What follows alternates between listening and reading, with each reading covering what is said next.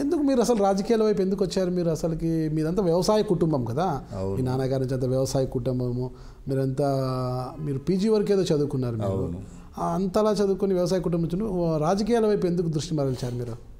ముందు నుంచి గ్రామాల్లో ఉండేటువంటి వాతావరణం కానీ, గ్రామాల్లో ఉండేటువంటి సామాజిక అక్కడ ఉండేటువంటి పరిస్థితులు రాజకీయాలకు పట్టుకొచ్చినట్టుగా కానొస్తుంది.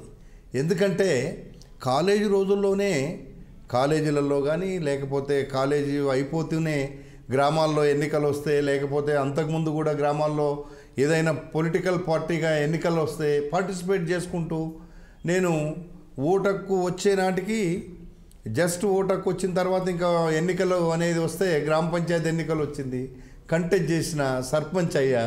ఆ రోజుల్లో 1981 అంటే రోజులు గడుస్తూ ఉన్నాయి. దాని క్రమంలోనే కోఆపరేటివ్ బ్యాంక్ చైర్మన్ అయినాను, నెక్స్ట్ ఎమ్మెల్యేగా అయినాను. ఇవన్నీ వ్యవసాయ సంఘం నాయకుడిగా కూడా ఏదో పనిచేసినట్టున్నారు మీరు, రైతు కూలీల కోసము.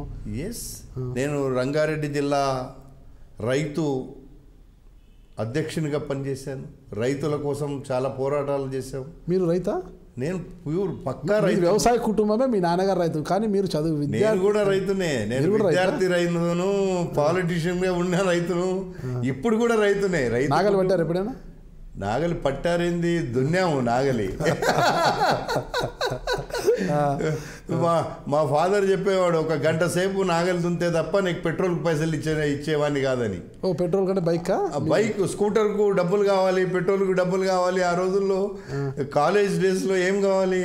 అంతే, స్కూట్లో ఫ్యాషన్గా పోవాలా. నేను అంతమంది పోతే ఆ రోజుల్లోనే మా కాలేజీకి పోతే ఒకటో రెండో స్కూటర్లు కానీ వచ్చేది. ఆ రోజులు చూసాము కదా మేము. మరి అమ్మాయిలు ఫాలోయింగ్ బాగుండేదా మీకు?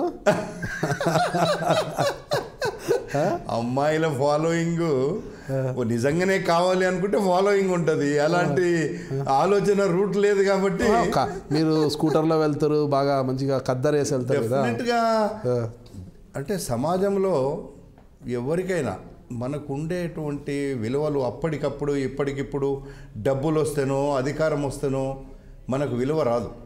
లేకపోతే పెద్ద కార్లలో తిరుగుతానో, లేకపోతే పెద్ద ఇళ్లల్లో ఉంటేనో విలువ వస్తుంది అనుకోవడం తప్పు.